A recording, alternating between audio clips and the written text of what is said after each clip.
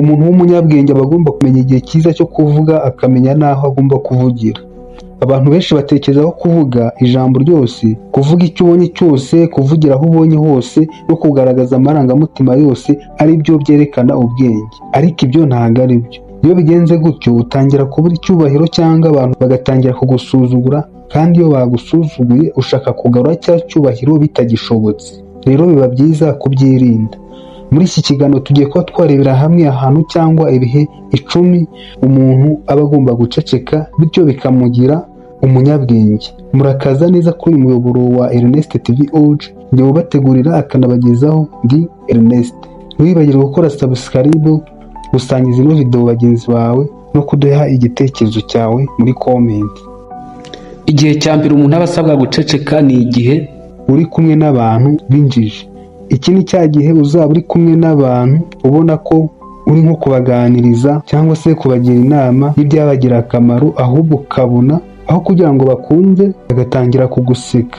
Iki ni cya gihe batangira kubona ko ibyo uri kubabwira uri mu buyobe, aho kugira ngo babyumve bakabitesha agaciro nawe bakagutesha agaciro. Rero hano ujye uceceka, ntugire ijambo na rimwe uzajya uvuga, ntukabegeshe, ntukabagire inama, kuko abo bantu ntabwo baba bashaka kugutega amatwi. Ikindi ugerageje kuba wavuga ati ngo urabigisha cyangwa se urabagira izo nama, ushiduka nawe wabaye nkabo.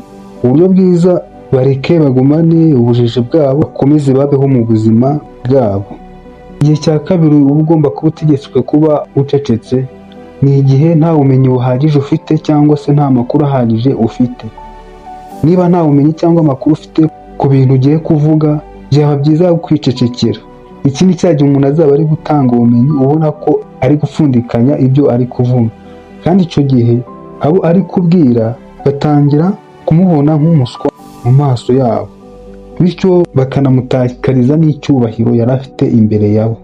Rero niba uzi ko ntacyo kuvuga ufite, ibyo uri kuvugaho nta makuru ahagije ubifiteho, ibyo uri kubwira abantu ubona ko ari inyoma, byaba byiza wicecekeye. Kuko hari n'ubwo ushobora kuvuga nko ku bintu cyane cyane nk'ibintu ushobora gukora ku buzima bwite bw'abantu, ukaba wikururiye ibibazo bikomeye. Ahubwo nk'umunyabwenge banza ushake amakuru yuzuye ubone kugira ibyo uvuga. Igihe cya gatatu ugomba kuba ucecetse ni igihe waganjwe n'amarangamutima, cyane cyane amarangamutima mabi. Igihe wumva ko waganjwe n'amarangamutima mabi nk'uburakari, byaba byiza wicecekeye ukaruca ukarumira. Buriya iyo ufite umujinya bituma uvuga n'ibintu utatekerejeho, ukaza kubyicuza bitagishobotse. Hari n'igihe birenga kuvuga ahubwo bikajyanirana no gushyira mu bikorwa. Niyo mpamvu umunyabwenge hano intwaro ya mbere igomba kumutabara ni amaguru ye. Niba ugiranye intonganya n'umuntu ukabona mwese mwarakaye, ikintu cya mbere nkaho ushaka amahoro mu buzima bwawe, hunga umuve iruhande, kuko uzavuga nawe avuge usange rubuze gice. Nibwo mutangiye kurwana, mbega ibintu bikaba birebire. Rero igihe habayeho kutumvikana n'umuntu, ceceka cyangwa ukuremo akarenge kawe ugende umuhunge, bizatuma urindira umutekano ubuzima bwawe. Igihe cya kane uba ugomba kutuza ugaceceka ni igihe umuntu agusangije akababaro kiwe. Niba umuntu akwizeye akaza kukubwira akababaro ke, mu mwanya umutegeye amatwi aho kuvuga ngo ugiye kumugira inama. Uwo muntu icyo aba akeneye cyane ako kanya ni umuntu umutega amatwi, kuko bituma yumva aruhutse muri we. Ujya ubona ko hari nk'abantu bitabaza bagenzi babo nk'igihe bahuye n'ibintu byabababaje cyangwa se byabateye guhangayika, aho kugira ngo abo bari kwitabaza babwira agahinda kabo bafite ku mutima, aho kubumva ahubwo bakabaciraho urubanza, bagasa nk'abongera igikomere mu byo bari bafite. Mbega ukabona ko bari nko kubajomba ibikwasi. Aho icyo usabwa nk'umunyabwenge iga gutega amatwi umuntu ubabaye, kuko bimufasha kurekura amarangamutima yiwe. Rero ibi uzabyubahirize. Igihe cya gatanu ugomba guceceka ugatuza ni igihe amagambo yawe ari mabi.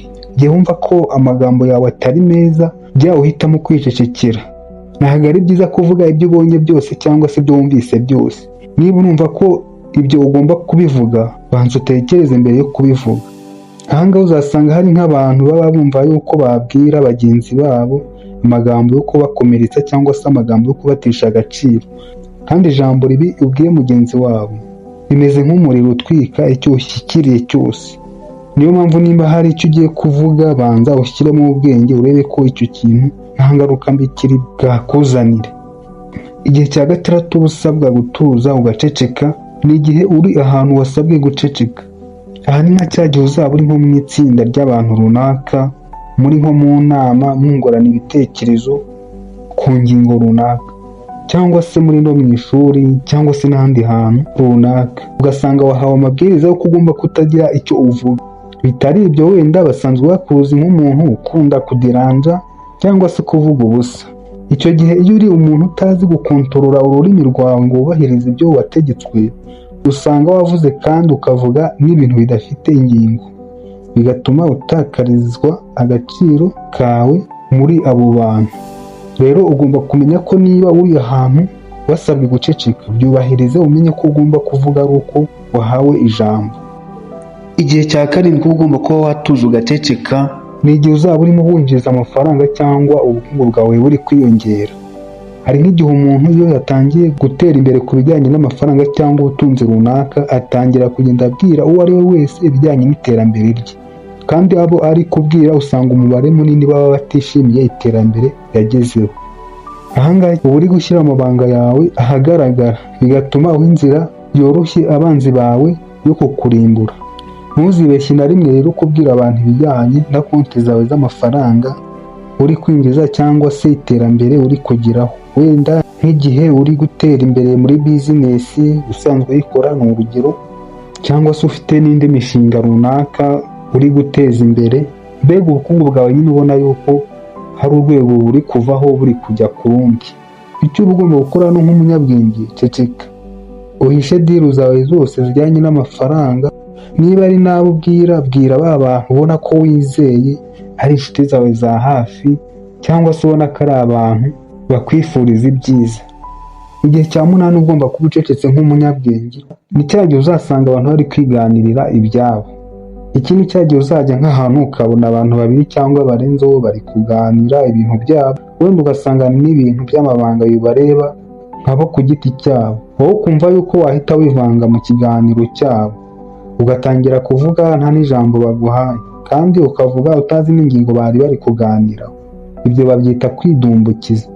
Niba usanga aha hantu rero ujye umenya ko uri kwitesha icyubahiro, ahubwo nk'umunyabwenge ugomba gutegereza abari kuganira bakavuga ibyabo, wowe niba ari n'uwo washakaga muri abo cyangwa ushaka kwinjira muri icyo kiganiro ukabanza ukabisabira uburenganzira. Igihe cya cyenda ugomba kuba utegetswe guceceka nk'umunyabwenge ni igihe usanze abantu bari mu makimbirane. Iki ni cya gihe usanga abantu bari gutongana barakaye, bari gupfa ibyabo, mbega ubona ko hari kutumvikana hagati yabo, nawe ukumva yuko wakwivanga mu byabo utabanje byibuze no kumva ku mpande zose. Akenshi ugahita unihutiraho ubona ko hari uruhande navuga ko ubogamiyeho. Aha unyumve neza, nshobora kuba ndi kuvuga ibi ukumva ko ndi kubuza abantu batabara abantu bari mu makimbirane cyangwa mu bushyamirane runaka. Oya, icyo nshaka kuvuga hano, niba wumva ko ugomba gukemura amakimbirane y'abantu runaka, uhita wivanga utabanje ngo wumve impande zose, ngo wumve ibyo bari gupfa. Hari nk'igihe uzikoza ahantu ugasanga nk'umuntu muziranye, nk'umuntu w'inshuti yawe iri mu makimbirane n'abandi, wenda iyo nshuti yawe hari amadiga yakoze muri abo bantu nawe utazi. Wowe nk'ako uri umuntu muziranye kuko uri inshuti ye, uhita utangira kwivanga muri ayo makimbirane, ukabona yuko ya nshuti yawe iri kurenganwa, utabanje kumva icyo iyo nshuti yawe bari kuyiziza. Wenda iyo nshuti yawe iri no mu makosa, wenda yakoze amadega, ashobora kuba yarebye nk'aho hantu wenda runaka bakaba bamufasha aribwo wamubonye, mbega n'utundi tuntu abantu bagenda bakora tutari twiza ahantu hatandukanye. Icyo gihe rero iyo utabanje kubigenza neza ngo byinjiremo neza, wisanga nawe wikurura ibibazo utazi aho biturutse. Igihe cya cumi ari nacyo nasorezaho umuntu w'umunyabwenge aba agomba kuba acecetse, ni igihe ubona ko waganjwe n'amarangamutima y'ibyishimo. Aha ni cya gihe umuntu azaba yahuye n'inshuti ze, bitewe n'uko hari ikintu cyabahuje cyabateye ibyishimo hagati yabo, ugasanga hari ibyo muvuze bitagombaga kuvugirwa aho ngaho. Urugero, ushobora nko kuba inshuti yawe yagusohokanye mwagiye nko kwishimisha cyangwa se mu busabane, bitewe rero nuko yagushimishije ugasanga umuhaye amasezerano utazabasha gusohoza, ukamubwira ati nkwemereye inka cyangwa se nkwemereye amafaranga cyangwa se nkwemereye n'ikindi kintu ubona ko gifite agaciro. Icyo gihe uwo muntu azataha yumva ko hari icyo mwemeranyijweho ugomba kumuha, kandi naza kukubaza ngo usohoze amasezerano wamuhaye ntabwo uzajya kumubwira ko bitagishobotse. Nunabimubwira azatangira kugufata nk'umuntu w'umubeshyi, nk'umuntu utanga isezerano ntarisohoze, bityo bitangire kubaviramo no kwangana. Aha rero ujye urinda ijambo ryawe. Kwishima cyane ntibikagutere kuvuga ibyo utabasha gushyira mu bikorwa, kuko bishobora gutuma wicuza impamvu watanze amasezerano utazabasha gusohoza, kandi ugasanga bigusigiye ingaruka, ndetse na wa wundi wahaye amasezerano nawe bimugizeho ingaruka. Rero hano ujye ubanza ugenze gakeya, utekereze nk'umunyabwenge. Nimba wishime, nimba ari n'ibyo uvuga usezeranyije ubona yuko ubifitiye ubushobozi bwo kuzabisohoza.